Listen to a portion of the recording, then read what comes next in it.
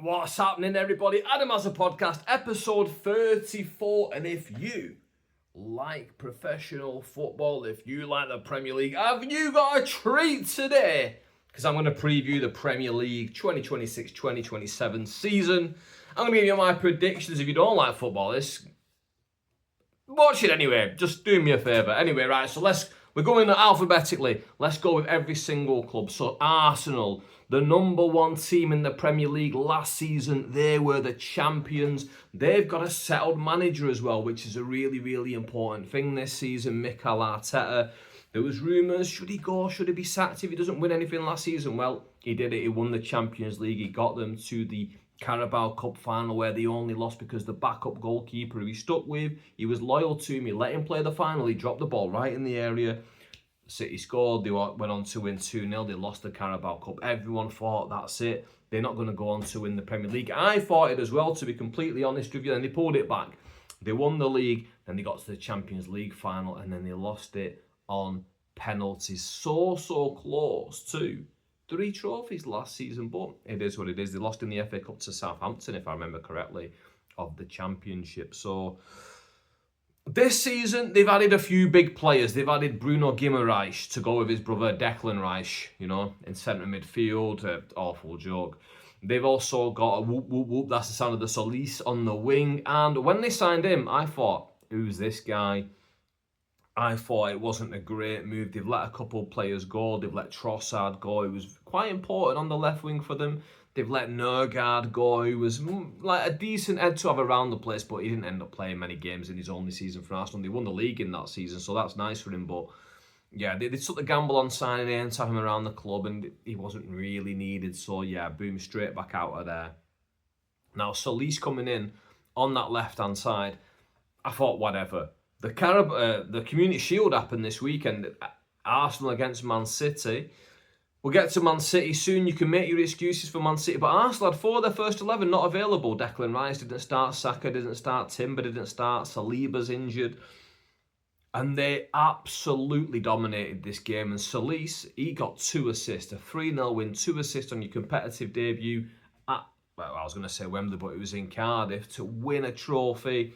Massive start to his career. Now, obviously, he needs to push on from it. This cannot be the highlight of his career. 2 goals in a Community Shield. He's got to move on from this. But let's see how things go. It's a good sign to begin with. Now, what do we think for Arsenal this season? Are they going to be better, or are they going to be worse than last season? A lot of people are saying 85 points last year. I think they're going to have injuries. Declan Rice is tired from the World Cup. Saka's tired from the World Cup. 2 very important players. I think they're going to be better than last year. I think they're genuinely going to be better than last year. Because last year, they had this whole bottlers thing that everyone were calling them bottlers. And it started to look like it was going to come true. It started to feel like that narrative was sinking into them a little bit. And they were playing a bit within themselves, playing with the handbrake on a little bit. And they weren't being as expansive going forward. And they were able to be beaten by teams like, was it Bournemouth that beat them? So, not great in parts last season. I think this season, now they've just coming off the back of winning the league, I think it's going to free them up a little bit. I think they're going to play with the handbrake off. We're going to see a bit more attacking football whilst being defensive solid at the back. Now, last season they scored a lot of goals from corners, and a lot of fans across the world complained that Arsenal was scoring too many goals from corners. They were roughhousing, let's say, for lack of a better term. And the refs are going to clamp down on that this season, so they'll score less goal from corners. But I think with their expansive football, they're going to get goals that way. Guimaraes is helping the transition, the quicker transition from defence to attack. So at least hopefully get more assists on the wing. So I think Arsenal will be better this season. And I'll be honest, I can't see them doing worse than last season. I think this will have a better season this year than last year. Let's put it like that. I'll do my predictions at the end of the video. My full predictions will be at the end of the video. We'll just break down the teams for now. Aston Villa, next team, obviously, Europa League champions. Unai Emery's the manager, former Arsenal manager, of course. And Unai Emery is like a specialist in the Europa League. He's probably won the Europa League / UEFA Cup more than any other manager in history, right? Now, I don't know the numbers on that. I'm just assuming because he's won it a few different times, right? Villa, Villarreal and Sevilla, I think, pretty sure.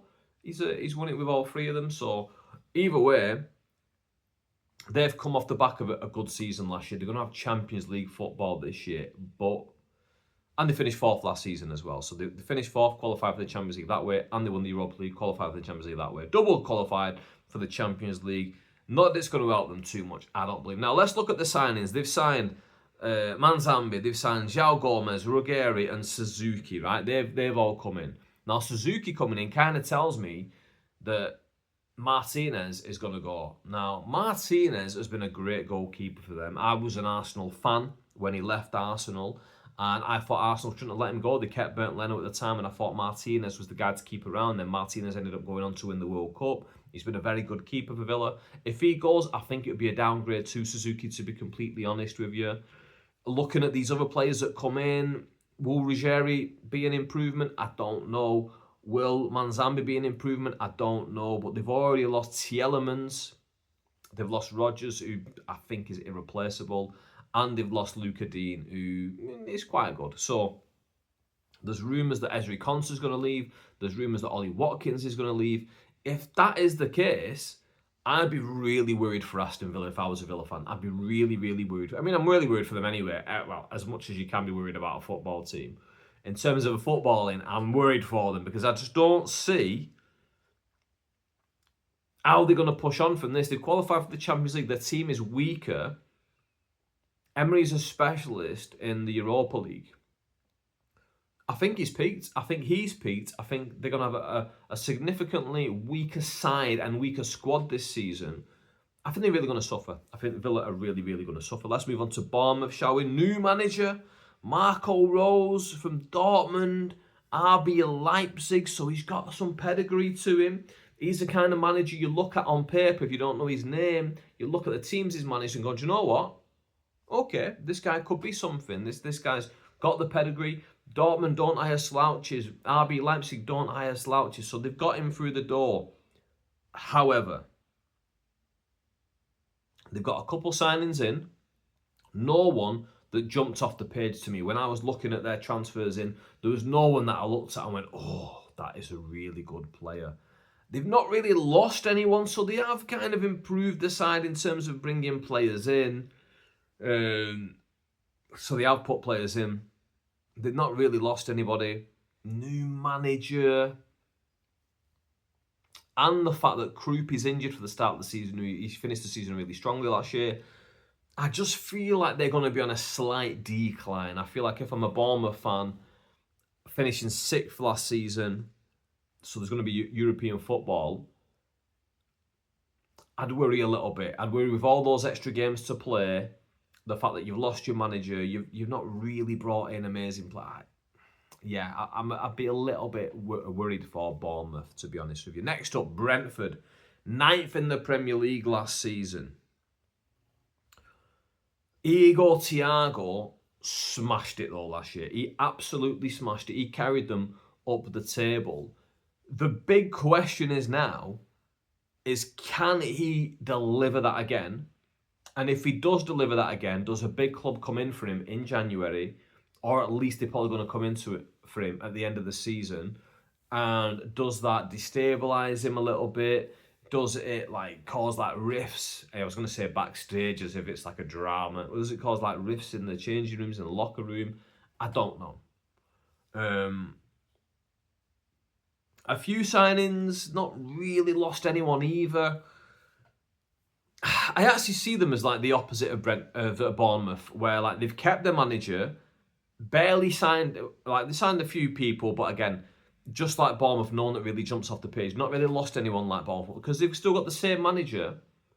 I think them and Bournemouth are going to kind of switch in terms of their fortunes for next season. I think Brentford might be able to just hit the ground running a little bit better, be a little bit more consistent, whereas Bournemouth, maybe the new ideas of the new manager might slow them down a little bit. But I think if Thiago can keep up that from last season, I think they're going to be a solid mid-table team again.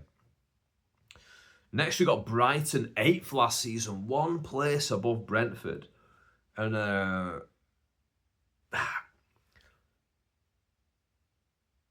they've signed, just like the last two, they've signed a few players. The difference, what I would say with Brighton compared to Brentford and Bournemouth is, Brighton sign really well. Their scouting system is really good. They sign these players that you've not really heard of, and then they flip them for a big profit after about a year or two. So when I look at their signings and I look at them and go, well, none of these jump off the page to me. None of these look like they're going to be world beaters.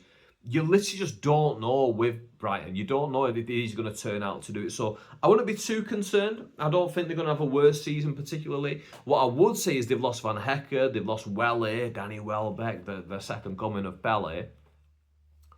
Welbeck, I don't think gets enough respect. Again, used to be an Arsenal fan, and when I was an Arsenal fan, Welbeck was there towards the back end of it. You remember he scored that goal against United in the FA Cup, and I was out in my seat and I was loving it at the game.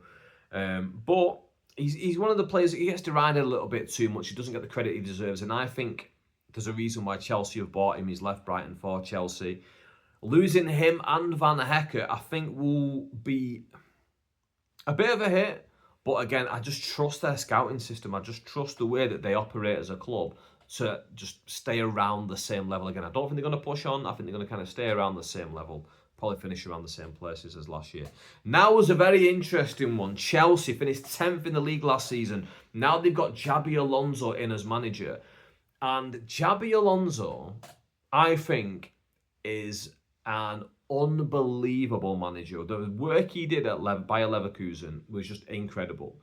Basically went undefeated in all competitions besides that, one game? Did he lose the Europa League final or Europa Conference League final or something like that season? That's all that he lost. Like, just incredible work that he did with that club. Obviously, he's coming in to Chelsea with, they've got 50 players on the books or something. And I would think a manager to the level of Xabi Alonso, if you give him all those players, and the fact that they've got no European football next season because they finished 10th last year, they didn't win any of the cups. Did they get to the FA Cup final and lose, I think, against City? I think that's what happened last season. Either way, you have all those players, you have all that ability. They barely sold anyone. Who have they sold? They sold Chalobah, Andre Santos and Marc Cucurella. 3 defenders have gone out. They've brought Morgan Rogers in, Maxence Lacroix, Welly, obviously I mentioned him a minute ago. Jordan Henderson, they've brought him in. Jordan Henderson is the weirdest 4 vibes signing and 4 vibes pick you hear about. But obviously he was in the England team for his vibes. He's been signed by Chelsea clearly for his vibes. But when I say vibes, it's not like party guy around the dressing room. It's the complete opposite. He's the guy to be like, no, guys, this is the professionalism, this is the standard that we need to set. He's won it all in the past at club level. He's a good head to have around the place. And Xabi Alonso, former midfielder himself, knows a midfielder. I trust his signings. I trust that he's going to keep the best 25 players for his squad as well this season out of all the available players. Given the fact that there's no Europe, I think there's going to be a massive season for Chelsea this year. Not just that, I think he'll probably win the league with Chelsea in the next 3 years. I'm willing to put that out there now as a prediction. I think Xabi Alonso will win the league eventually with them, and it will only take about 3 years. But this season, I think it's too much of a jump. New manager trying to bring in his new ideas, trying to bed in these new players like Lacroix, like Rogers, like Welly, along with the other players that you've got. I think they'll finish in the Champions League spots, let's just put it that way.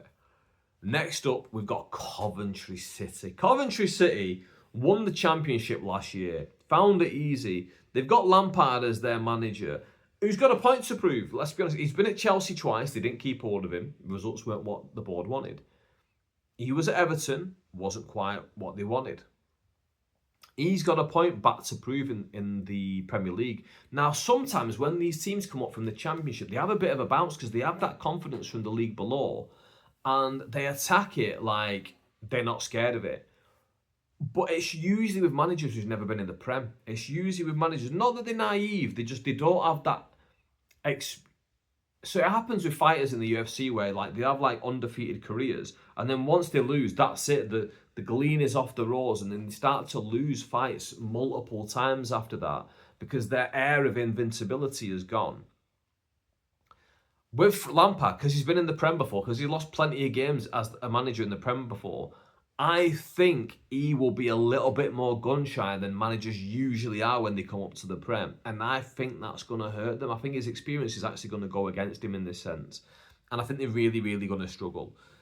They got a bunch of signings, as you'd expect from a team who's come down up from the Championship, because you need basically a Premiership squad, and it's not a Premiership ready squad because it's a Championship level squad. The only one that is like a highlight to me is our knee from Forest, because he had a great season about 3 seasons ago, and he's never really been able to live up to that level since. But I just think that if Lampard can get the best out of him, he could be a great player for them. Now, I don't expect that to happen. I think they're going to struggle this season. I think they're going to go straight back down. But exciting for a team to do so well in the Championship, come up, have a manager with experience. Will I be proven wrong or will I be proven right? Only time will tell. That's a part of the reasons why I'm doing this video as well, because I'm happy to put... Everyone says like, oh yeah, I knew what would happen. I knew this would happen. That's because we all know that there's multiple options of things that will happen. And once you've already thought of 4 or 5 different options, you've covered all the most realistic options. So when those 1 or 4 or 5 things happen, you can't go, I told you. I'm gonna give you my league places later on. I'm gonna go through them all. In fact, shall I go through now and say them? I think Arsenal will finish top. I think Arsenal will win the Premier League. Villa I've got finishing 10th this season. I think they're gonna have a drastic fall off. Bournemouth 11th, just a slight fall off, but a fall off nonetheless. I think Brentford will finish 9th, same place they finished last year. Brighton finished 8th, same place they finished last year.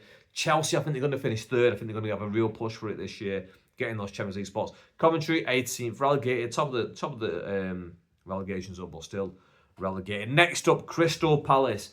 What a weird team Crystal Palace are. A team that won the FA Cup 2 FA Cups ago, won the Community Shield 2 Community Shields ago. And now they've been gutted of a lot of their star players in the last couple of years. Olise's gone, Ez's at Arsenal, Gay's gone to City. And they finished 15th last season in the league. Not that they struggled specifically, because they don't... I guess there's no expectation with Palace that they're going to be one of these amazing teams that are just swashbuckling and like going to like blow teams out the water. But yeah, they're 15th in the league. For a team that have just won the FA Cup the season before and won the Community Shield at the start of it, isn't great, is it? It's not really what you'd expect. And on top of that, they've lost the manager. Oliver Glasner's gone. And Pierre Sage is the new manager. I believe that's how you pronounce it. Former of Lyon, former of Lens, 2 teams in the French league. I think they've lost a good manager here. And I don't know if he's going to be equipped enough to move them on. And I think they're going to be worse, to be completely honest with you. Look at the they brought 5 signings in. The only ones I think are worth talking about, the ones I know anything about anyway, enough to talk about. Tomiyasu, former Arsenal right back. And I thought Tomiyasu was quite good. Injury prone though, that's his only issue. And Dwight McNeil, Everton, he's been at Everton for a while. And I think they're both decent squad players, both to come in and, you know, play their roles. But they've lost... Look, they've lost Brennan Johnson. They've lost players who I think are better than the players that they've brought in. Add to the fact that they've lost the manager, I think it's a 17th place finish. I think they're barely going to survive relegation this year. Now, it might be a massive points difference between them and 18th, I don't know, but I see them as struggling this year. I'd be looking at whoever's playing them the first week of the season. If you're a fantasy football player, banging a couple of their players in, whoever's playing Palace first game of the season, because I think Palace can have a real sticky start to the year, real sticky start. Everton are the next team, 13th in the Premier League last season. A few signings. They've got Nergard from Arsenal. They've got Brennan Johnson, as just mentioned, from Palace. McNeil's left. Coleman's left, Seamus Coleman. And Idrissa Gana Gueye, he's gone as well. I think he's gone to the Middle East, I think.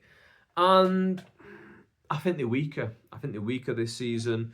Moyes is in charge. Obviously, they've got a new stadium, and that's probably what's stopping them from pushing on in the transfer market. It's probably making them be a little bit more canny. And I think they're going to drop a little bit. I think 13th last season, I think they're going to drop into 15th this year. That's where I've got them finishing. And yeah, I think it's going to be a real tough season for them. And I think it's going to be a real tough few seasons for them, because they're going to be the kind of team over the next few years that's just going to try and just stay in the Premier League by hook or by crook. But it's going to basically... I see them a little bit like Arsenal when they moved from Emirates to Ashburton Grove. From Highbury to Ashburton Grove, which is now the Emirates. When they moved and they were like, right, they're in and around the league picture, but they just can't compete at the same level. I think they're going to stick in the Prem, but I think they're really, really going to struggle with not being able to really compete in the transfer market. And then a halfway point, the 10th team we've got here is Fulham, finished 11th last season. Alvaro Arbeloa is the manager. Now, Arbeloa obviously played for Liverpool, he played for Real Madrid. You've got someone who played for Real Madrid. You would expect them to have this level of knowledge having played for Real Madrid. And I'm not quite sure that's how it works. I watched the Jose Mourinho documentary this weekend, and he talks about all the stuff that he did at all these different clubs. And then when he gets to Real Madrid, he basically says, like, no, now I'm at Real Madrid, I'm not here to teach Ronaldo how to shoot. I'm not here to teach Rafael Varane how to tackle. I'm here to teach all these stars how to play together. That's what I'm here to do. And because the idea is that once you're at that level of Real Madrid, your skills are kind of already there. It's just about playing as a team. I look at someone like Arbeloa coming into Fulham, and I wonder how he's going to move those players on. You look at, they've just lost Wilson, who was an important player for them last season. They've got a few in, but no one that really, really stands out. They've actually got 2 players from Real Madrid, which is interesting. Garcia and Palacios, I don't know much about either of them. Obviously, Arbeloa, as his history with Real Madrid, I don't know if he was like a youth manager there or what, but he's brought these 2 players in from Real Madrid. Is it a case of he sees that these are 2 lads with potentially who aren't going to get the chance at Real Madrid, but if they're in a team like Fulham, they can really, really get game time and then improve that way? Maybe that is the case. Maybe he is. Maybe I was completely wrong, and maybe he is going to be like a really good man manager, really good coach, head coach, and he's really going to teach players little things and just help them move on the game like that. But I don't know. I don't really see it, especially his first season. I see them dropping off, and I see them finishing 14th. I think that's where you're going to get Fulham this season. Next, we've got another promoted team, Hull. Now, Hull, right, 6th in the Championship last year, and they're in the Premier League. They just got into the playoffs, and then they won the playoffs. And I saw some statistic, and it was something along the lines of they had the 19th most goals in the Championship last season. If you can't score in the Championship, I think you're really, really going to struggle coming up to the Premier League. And I think it's going to be a really, really long season for them. And I see them finishing flat bottom. They've brought in 11 players already. By the way, anything I say about any of these teams can completely change because the window's not closed. There's about 2 weeks left where they can bring players in. So and lose players as well. There's so many factors that can go into it that makes it exciting and makes football. And that's why we love football so much. But these are my predictions as it stands right now. But yeah, bringing in 11 players for Hull. How would you bed them all in? How would you get your team from last season that couldn't score goals in the Championship to all of a sudden being able to do it in the Premier League, or at least keep teams out and having a stodgy start to the season where at least you're getting points on the board, but you're not scoring, but you're not conceding? I think it's going to be a real trial by fire for Hull this season. I've got them finishing flat bottom, 20th, back straight in the league and straight back out of the league. That's what I've got for Hull. Ipswich is next, another newly promoted team, finished 2nd in the Championship last year. 8 players in, including Ashley Young. Now, if Ashley Young is your highlight of a signing at this age, I think it's bad news. And again, I've got Ipswich finishing 19th. I've got a bit of a soft spot for Ipswich. If I'm them, I'm seeing if there's any way that we can get Liam Delap on loan, because Delap last season was injured and not really getting his chance. Chelsea have got João Pedro, they've got Welle, which may be in his way, maybe Delap will get it. I don't know, but I just don't see him starting. I might be completely wrong. Again, I don't keep track of the friendlies. I don't really look at all that kind of stuff, so maybe I'm wrong. But just looking at Ipswich and ways that they could just improve and nick points here or there, they're going to need a striker, they're going to need goals, and he's their man, isn't he? He's their former man. They sold him to Chelsea. Chelsea might need him revitalised a little bit, and maybe a loan to Ipswich would be a good idea. But maybe Alonso doesn't want him. Maybe Alonso wants to keep him and goes, do you know what? I can get goals out of this kid. Leeds United next. Dirty Leeds. 14th in the Premier League last season for Leeds. But one thing I'm going to say, they've made 2 really good signings in Trafford, the goalie, and Wilson from Fulham. Is he right wing? Wilson? I can't remember. Either way, two really good signings. They've not lost anyone important. They've lost, well, Carl Darlow's gone and Melier have gone, two keepers. But they've brought in Trafford, who I think is a good first choice goalkeeper. Obviously, Pep Guardiola thought that because he had him at City. He ended up loaning him out to Bolton, sold him to Burnley, purchased him back from Burnley, and but then ended up buying Donnarumma. And again, how can you blame a team when the best goalkeeper in the world comes on the market? Even though you've just bought someone in Trafford, you've got to go and get the best keeper in the world, and obviously he's going to become the number one. So then Trafford wanted to leave, and now he has left. He's gone to Leeds, and I think he's a really good goalkeeper. I've got the belief that he could be England's future number one. The only thing with him last season, he was a little bit sticky when he did play, and he made a few mistakes. So hopefully he gets his confidence back being at Leeds. But I actually see Leeds improving. I see them improving with these two signings, not really losing anyone important. I've got them finishing 12th next year. 14th last season, 12th this season. That's my prediction there. Here's a really big one.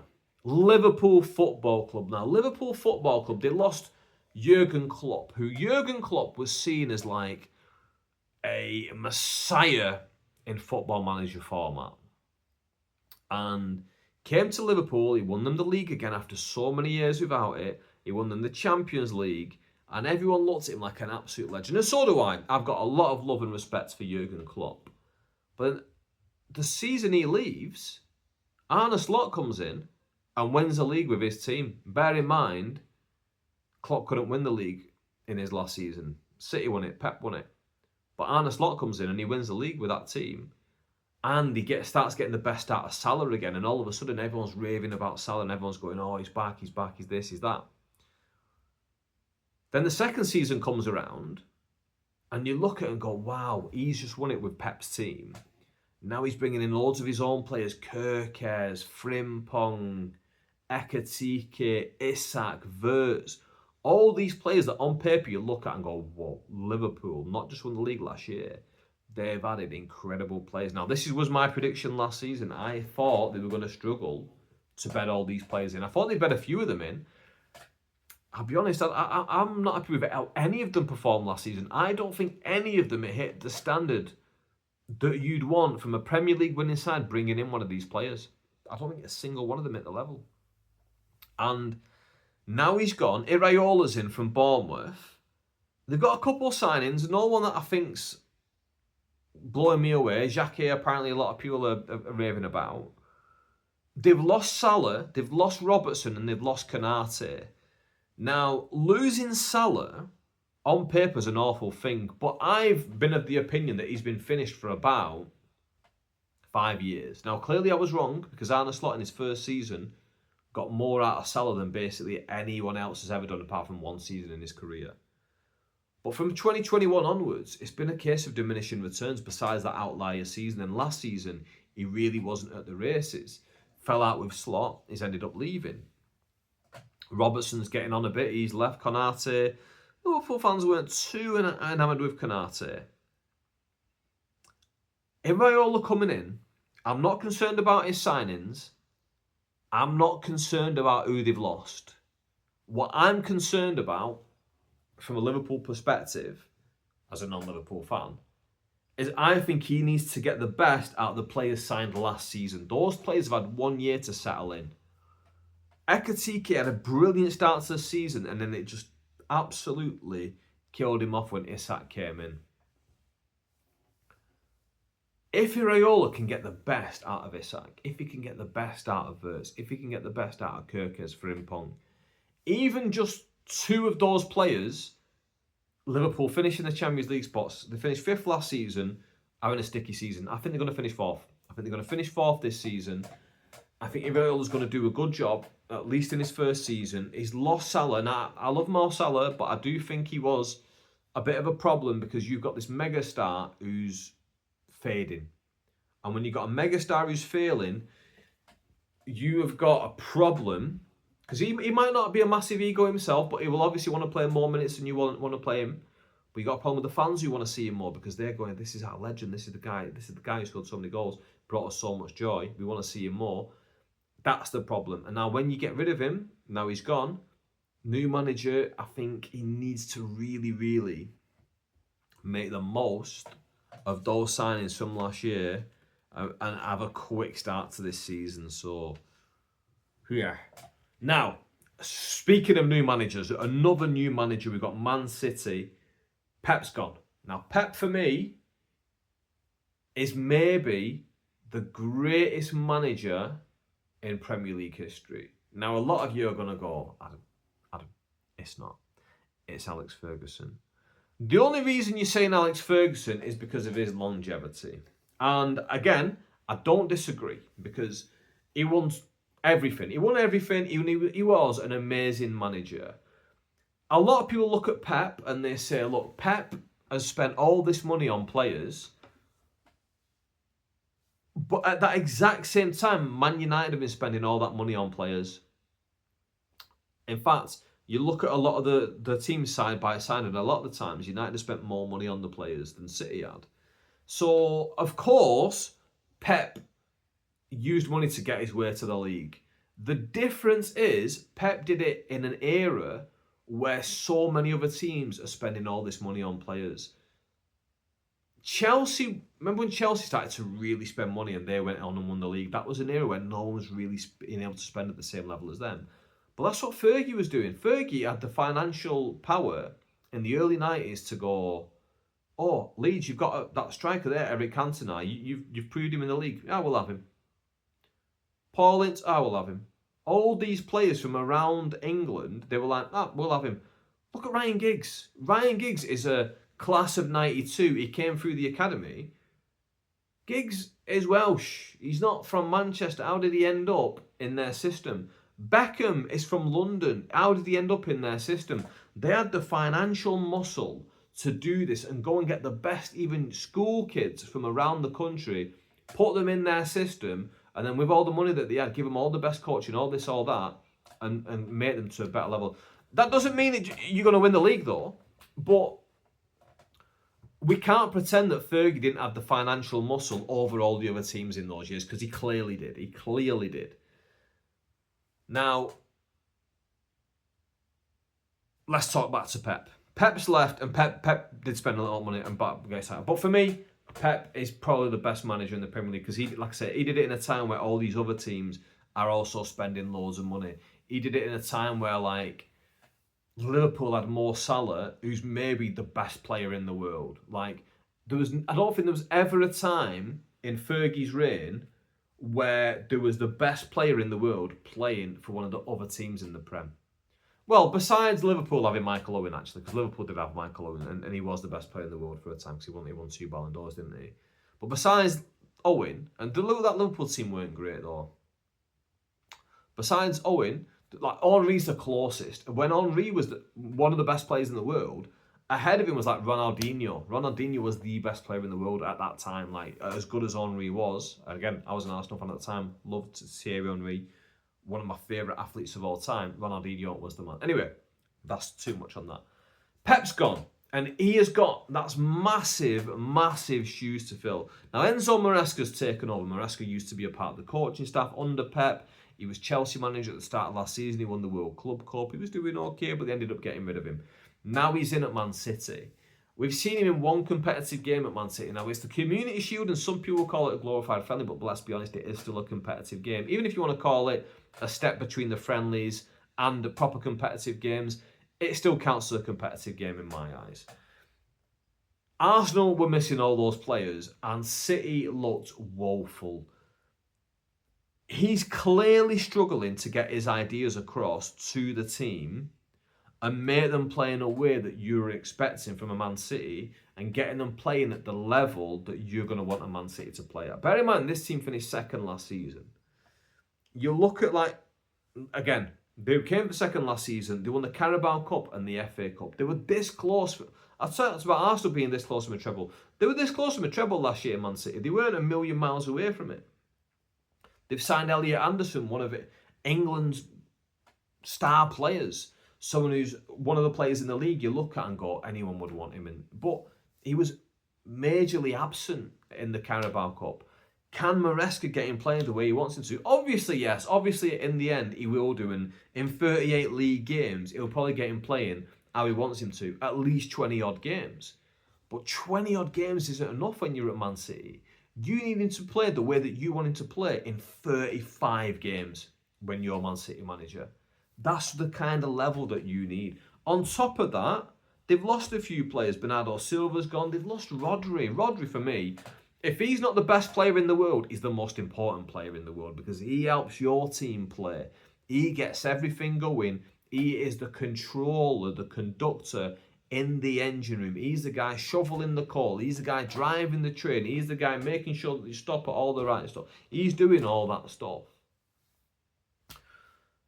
I think he's a massive loss, to be completely honest with you. And I don't think he is replaceable. There's reports that they might get Enzo Fernandez, 2 Enzos from one season from Chelsea last year. There's reports they're going to get Boadi. If they get Boadi and they get Fernandez and they put him alongside Elliot Anderson, 3 in the middle of the park who never played before together, they ain't going to win the league. They ain't going to be able to perform anywhere near the level that they performed at last season in what was, in the end, a disappointing season because they didn't win the league. They didn't win the Champions League. They won the FA Cup and the Carabao. I think they're going to really struggle compared to their level this season. Now, what they do have, though, is they have got, again, in my opinion, the greatest striker in the history of the Premier League, Erling Haaland. Erling Haaland, for me, is absolutely phenomenal. His numbers speak for themselves. He's already outscored so many of the former Premier League legends that he just outdoes them. He's going to carry City this year. Because City aren't a bad team. They're not like a relegation candidate by far. I think they're going to finish 5th. I think they're going to finish outside the top 4. I think they are going to struggle. If the games that Haaland are missing, I think they're really going to struggle. But I think Erling Haaland has got such an ability that they can keep the games close because City are a talented enough squad. Get the ball to Haaland, boom, he scores, maybe 1 or 2, and he's going to carry them to so many points this season. And he's the man. He's just the man. He's going to do it for them, and I think they're going to finish 5th. Next, we're going across Manchester to Manchester United, who finished 3rd last season, just below Manchester City. Now, last season, halfway through roughly, they brought in Michael Carrick.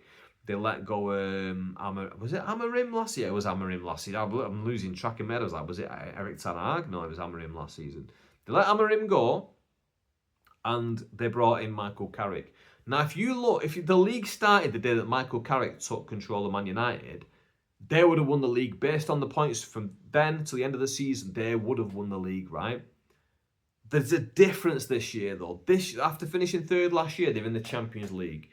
But when Carrick took over, they were already out of all the cups and they were in Europe, so he just had to focus on the league. So it's a little bit easier to get the points when you only have that one thing to focus on. Adding the cups back in, adding European football, it is going to be a bit of a struggle. They've signed 3 players. They've signed Darlow, backup keeper. They've signed Andre Santos. They've signed Yuri Tielemans. I think Tielemans is a good signing. I think Santos is okay. May turn out to be really good. And there's rumours that Belieber's going to sign as of today.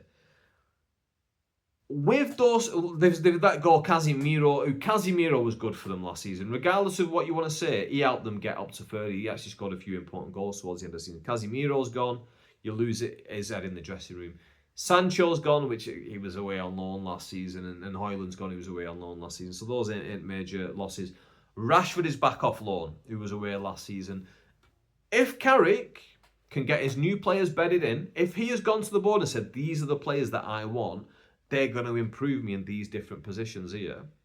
If he can get Rashford and bed him back into that team, all of a sudden, Man United, who finished 3rd last season, I think they're going to finish 2nd this year. I think they're going to push on and do better. I think the only thing that's going to stop them is, with all the competitions, I just don't think their squad's deep enough and I don't think it's good enough. But what I would say is, compare this squad to other teams, I just think it's a little bit more settled. Even with Carrick only being in charge for like the last, 6 months or so, I think it's just a little bit more settled than like a Man City, even though the Man City players are better. I think Maresco's going to have more of a job like getting the players to understand what he wants them to do. Whereas Man United already have that kind of an idea. Now they can kind of grow from there. And that's why I think they're going to finish second this year. But the Rashford thing's interesting. And one thing I'll say about City is, watching the Community Shield, I found it really interesting that Foden started and that Grealish came on off the bench. As an England fan, I'm looking at those two players going, I want to see them in action. I want to see them doing well. Hearing that Grealish might be going on loan to Wrexham in the Championship, I'm thinking, how has he gone from getting appearances in the Community Shield to a potential route back in to all of a sudden, oh, you might be going to the champ, mate. And I'm like, oh, I don't like that as an England fan. Foden, no great shakes. He didn't really impress, but I hope he pushes on and does well this season. I really do.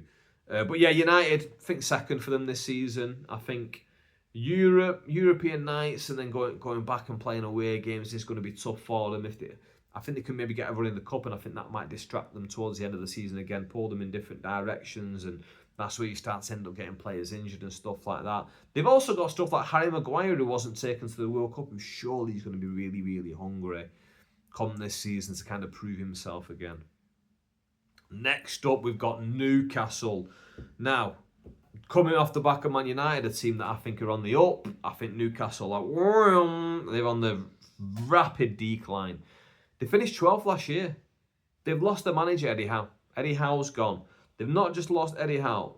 They've lost Anthony Gordon, Sandro Tonali, Bruno Guimaraes. I really worry for Newcastle this season. They've got a few players in. Again, no one that really stands out to me. No one that I look at and go, whoa, they've signed that player. Okay. I don't think they've replaced the players that they've lost. The manager that they've got in, Jaisal, is that how you pronounce it? He's been managing in Saudi last year. Before that, he was at RB Salzburg. Now, Salzburg, they're in that connection with RB Leipzig. So I actually trust a manager from RB Salzburg, to be honest with you. I think he's probably a good manager. The fact he's been in Saudi, I don't hold it against him. But losing three quality players like Gordon, Tonali and Bruno, you look at where's the improvements going to come? Those signings that they've got, you look at the players on the bench, you look at it and go, I don't know. Does Dan Burn come back off the highlight of his life playing in the World Cup and then come back a bit more satisfied? And now he can't push on as much with Newcastle. These things might happen. I think they're going to really struggle. 16th, that's where I've got them finishing. I've got them dropping off majorly and finishing 16th this season. Next up, we've got Nottingham Forest, who struggled last year, finished 16th in the league. Glasner's now come in though as manager. They've lost Elliot Anderson, who may have been their best player. You might say he was their best player. They've got a couple players in. However, in my opinion, their best player, or most important player, is Morgan Gibbs-White. He was on absolute fire the back end of last season until he got that horrible injury. This element right here is absolutely key. Not can they replace Elliot Anderson, it's can Morgan Gibbs-White get back to the level that he was last season before he got that injury? Because he ended that season so strongly before that injury that I think if he can start like that and if he can perform like that on a consistent basis, I think they've got a real quality player there. Again, just like Haaland at City, is going to just drag them up a little bit. And I've got them finishing 13th. I've got them doing better than last season. I think that Glasner's a good manager. I think he's going to come in and improve them. I think, I think the only downside is they've lost Anderson. But that major question mark for me is Morgan Gibbs-White. Can he improve past his injury? Or are you a little bit gun-shy? Are you a bit scared of getting into those tackles? Because it was a real nasty one. He looked like the bride of Chucky, didn't he, at one point? Next up, we've got Sunderland. 7th in the league last year. No major signings, no major players lost. I think they're going to finish around 7th again. I think they settled in the Premier League. I think they know who they are. I think teams have figured them out a little bit more, but I think they're figuring teams out a little bit more. So I think 7th last year, I think they might finish 7th again. Now, if they got European football this season, that may be a slower if they do have European football, which I hadn't really thought about before this. But yeah, 7th, they must have European football. They must be in the Conference League, surely. So that might slow them a little bit. But I think overall, I think they'll be about the same as they were last year. The only thing I worry about is Granit Xhaka's that 1 year old, and he's a quality player for them. But now he's 1 year older. Then again, he's maybe 1 year wiser. He used to get a lot of cards back in the day. He gets less now. Final team, we have got Tottenham Hotspur, 17th in the Premier League last season. Remember when they were in that relegation battle? And let's be honest, we all wanted them to get relegated because it was going to be so funny. And then they brought in De Zerbi, and they gave De Zerbi like a 4-year contract, 5-year contract, something like that. And they said, listen, we'll give you this massive contract now if you come to the club and you're going to stay here, because we don't mind if you come now, get relegated, but then help us get back up and then help us push on in the Premier League. And he kept them up. He didn't get relegated. He kept them up in the league. And they've done brilliant, and for me, brilliant business. 6 signings with Premier League experience, and 3 major ones.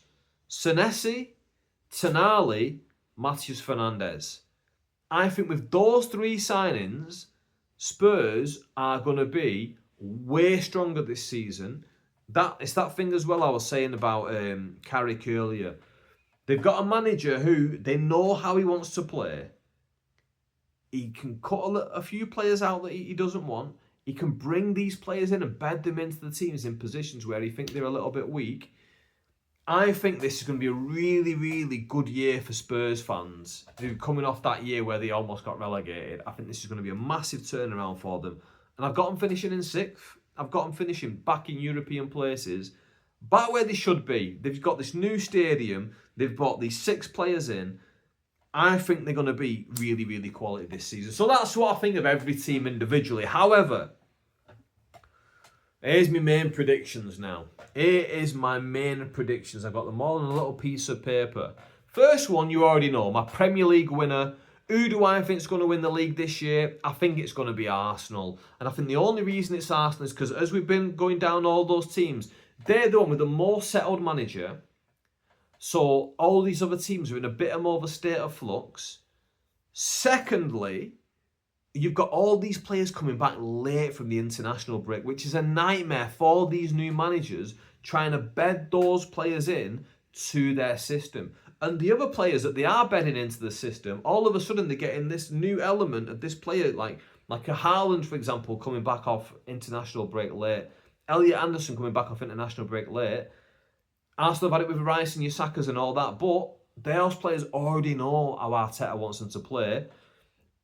Excuse me. Whereas Haaland, he's not had that time with Maresca yet to really, and that's why I think they were so weak in that game. Is just Arteta in that one game showed the difference between having that settled team in and getting all these international players back late. He's like, yeah, not a problem, because these guys know what we want to do. And the rest of the league, like, oh, we're still trying to bed our players in. We've got a new manager. We're still trying to bed our ideas into their head and get everything going right. So I think it's going to be a major issue for all those other teams. You know, United, Carrick, fair enough. Carrick's bedded in a little bit, but they've not been there for a long time. So your Carricks, your De Zerbis, your Iraolas, your Marescas, your Xabi Alonso's, all these teams could potentially be up there, but I don't think they're going to really challenge Arsenal that much.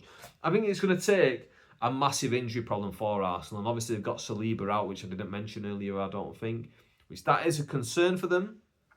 But apparently they're going to sign Ezri Konsa, so they're going to have defenders in there. They should be relatively strong at the back. I think the biggest question mark's right back, to be honest with you, with Timber being out injured, and then Ben White, when he plays a lot of games, he gets injured, doesn't he? So I think that's going to be the biggest issue. Top goal scorer.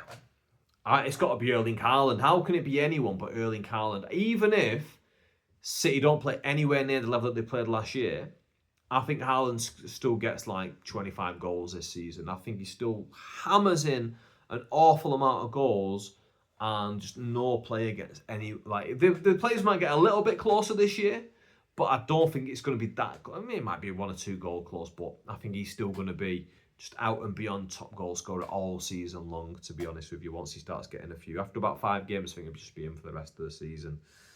Most assists. Now, I'm going to go A little bit off the wall here. I'm going to go for Solis for Arsenal. He's got 2 assists in the Community Shield.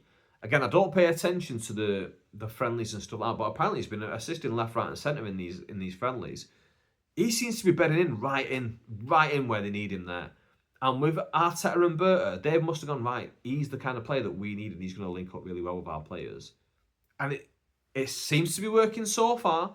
Pre-season's one thing, the real season's another thing, but I'm going to put my neck out there and I'm going to say Solis for Arsenal will be the top assister this season in the Premier League. Player of the season. We're staying on the Arsenal bandwagon. I'm going to go with Declan Rice. I thought Declan Rice should have got it last year. I think he will get it this year. Actually, do you know what? VAR check. I'm actually going to change my mind. I'm going to go with Gabriel Magalhaes. I think Gabriel will, if he stays fit, will play 38 games this season because Saliba's already out injured. I think, though, Rice might just get a little bit more rotation, especially if Arsenal get deep in the Champions League, because I think that's really going to be on Arteta's mind to win the Champions League. And I also feel like they might just get a little bit more breathing room in the Premier League, so they'll be able to afford to just rest Rice a little bit. So yeah, I'm going to go with Gabriel Magalhaes as player of the season this season. Relegated teams, you know I've picked. It's the 3 teams that come up from the Championship. It's Premier League 101 stuff, but I think Hull, Ipswich, Coventry, they've come up. Boom, I think they're going straight back down. First manager sacked. I can't remember the Hull manager's name, but I think Hull's manager will be the first one sacked. I think they're going to have a really tough time of it in the Premier League. I think they might get smacked a few times in the first couple of games, and I think it's going to be a really, really long couple months for them. I think he's going to get sacked, and I think it's going to be a really real stinker for them this year, to be completely honest with you. In fact, let me go out on a limb and add to this. I think Hull might get the record least points and the record least goals for any Premier League team this season. I'm going to put myself out there, and I'm going to say that. Overachievers this year. I think Tottenham. It's got to be Tottenham, hasn't it? From a team that's finished 17th last season, I think them getting all the way back up to 6th, I think that's going to be the biggest differential this year, where a team were last year and where they're going to finish this year. So for me, overachievers, we're going to go with Tottenham. In terms of underachievers, where a team were last year and where they're going to finish this year. Ooh, let's look through my list a second. I think that's got to be... Ooh, who have I gone? Who have I gone for the biggest drop here? Let's go with Newcastle. No, Villa. Yeah, I think Villa finished mid-table, so I think they'll drop about 6 places. 4th last year, I think they're going to go whoop all the way down, and I think they're going to struggle this year. Let's have them finishing about 10th this year. So underachievers, team with the biggest drop, Aston Villa. Best transfer. Oh, that is a hard one to pick. That is a hard one. I think I would go with Solis, but that's going to be a bit boring, isn't it? Because I've already picked him to be top assister. I'm going to go with Morgan Rogers. I think Morgan Rogers, best signing of the season. Let's go with him. Champions League winner. Now, we're going to go out of the realms a little bit. And I've only put this in because I think Arsenal might finally do it this year and push on and win the Champions League. Get a few extra bodies in. If they can keep your Zubimendi's, your Mikel Marinos, your players who are going to become bit part players in that set, and Miles Lewis-Skelly, because you got Lewis-Skelly, Marino, Zubimendi, Declan Rice, Guimaraes, 5 players in that centre midfield too. I think it's going to be a real struggle to keep all of them, but if they can keep all of them, I think they can go deep into the Champions League. Now, PSG are doing the same thing though. They've signed Luca Dean so they can play Dean in the league, and they can play Nuno Mendes in the Champions League. That's what they've been doing last season with like your Dembeles and players like that. I think they're going to continue to do that. Will PSG make it free on the bounce? I think it will be out of PSG and Arsenal, but I'm going to just put it out there, Arsenal to win it this year. Mad moment. Here's a mad moment for you. Let's go something. I think Roy Keane will have a physical altercation, hands on each other, with a Manchester United player this season. I see that happening. Roy Keane, hands-on altercation, we're going to see the footage with a Manchester United player this season. That's my predictions. What are your predictions for the upcoming Premier League season? I'm getting the notification that we're running out of space on my phone here, so let's cut it there. That's the podcast. Thank you for watching. Hit the subscribe. Drop some comments with your predictions.